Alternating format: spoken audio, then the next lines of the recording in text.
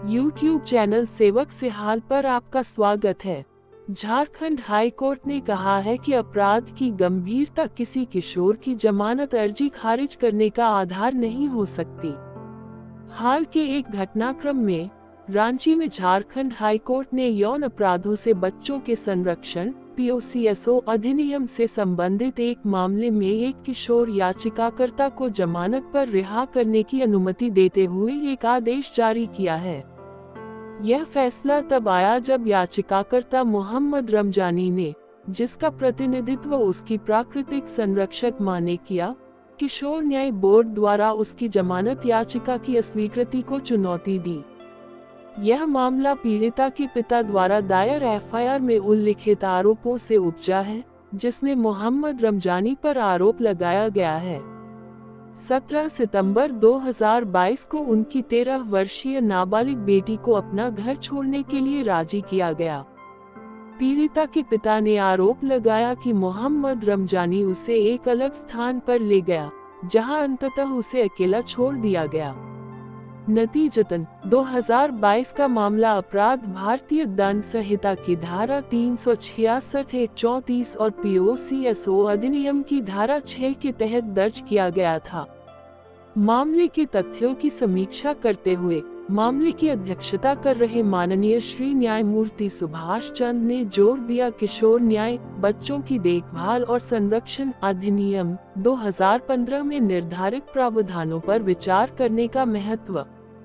संबंधित धारा का हवाला देते हुए न्यायमूर्ति सुभाष चंद ने कहा, ये स्थापित कानून है कि जे की धारा 12 के प्रावधानों के तहत निर्धारित परिस्थितियों को छोड़कर एक किशोर की जमानत याचिका को आमतौर पर अनुमति दी जानी चाहिए। अधिनियम 2015। अदालत ने किशोर की सामाजिक जांच रिपोर्ट की आगे जांच की, जिसमें उसके खिलाफ कोई प्रतिकूल निष्कर्ष नहीं निकला। आरोपों की गंभीरता के बावजूद अदालत ने इस बात पर प्रकाश डाला कि अकेले अपराध की गंभीरता किसी किशोर को जमानत देने से इनकार करने का आधार नहीं हो सकती, जब तक कि असाधारण परिस्थितियां मौजूद न हो, जैसा कि किशोर न्याय अधिनियम में प्रदान किया गया है। इन विचारों के आधार पर हाईकोर्ट ने किशोर न्याय बोर्ड और अपीलीय न्यायालय के पिछले आदेशों को रद्द करते हुए आपराधिक पुनरीक्षण की अनुमति दी।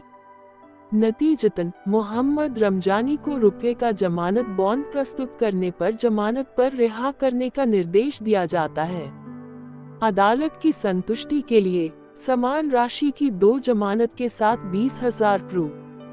इसके अतिरिक्त मोहम्मद रमजानी के अभिभावक उनकी मां को जमानत की शर्तों का अनुपालन सुनिश्चित करने और उन्हें ज्ञात अपराधियों के साथ जुड़ने से रोकने के लिए एक वचन पत्र देना आवश्यक है। केस का नाम मोहम्मद रमजानी बनाम झारखंड राज्य, केस नंबर CR 202 का संशोधन क्रमांक 253। Bench justice Subhash Chand. आदेश दिनांक 18 जनवरी 2024। YouTube चैनल सेवक सिहाल देखने के लिए आपका बहुत बहुत धन्यवाद।